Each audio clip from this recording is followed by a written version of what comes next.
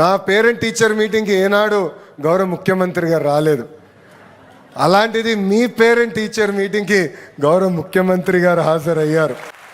ఎంత పని ఒత్తిడి ఉన్నా నా దేవాంశ్ పేరెంట్ టీచర్ మీటింగ్ నేను తప్పనిసరిగా వెళ్తా.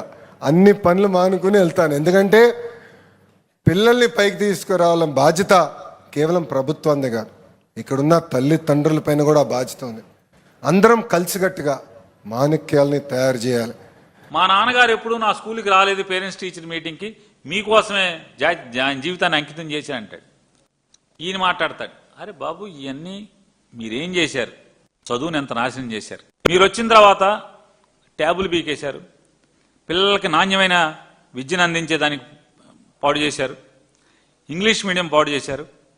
లోకేష్ గారి కొడుకు ఇంగ్లీష్ మీడియంలో చదువుతున్నాడా, ఏ మీడియం తెలుగు మీడియం చదువుతున్నాడా చెప్పండి. నారా చంద్రబాబు నాయుడు గారు ఆంధ్రప్రదేశ్ రాష్ట్రంలో పిల్లల్ని ఇంగ్లీష్ మీడియం పెట్టి జగన్మోహన్ రెడ్డి గారు పాడు చేశాడు, విద్యా వ్యవస్థను నాశనం చేశాడంటే మీ మనవణ్ణి ఎక్కడ చదివిస్తున్నారు?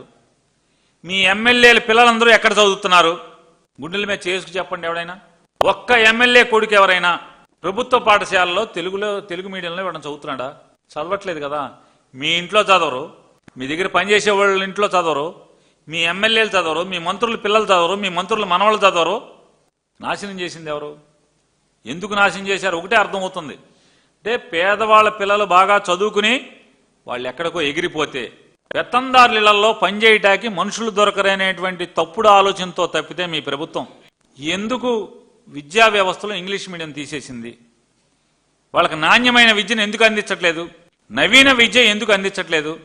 అందించకపోగా సర్వనాశనం చేసి జగన్మోహన్ రెడ్డి గారి మీద ఇంకా తప్పుడు మాటలు మాట్లాడటం.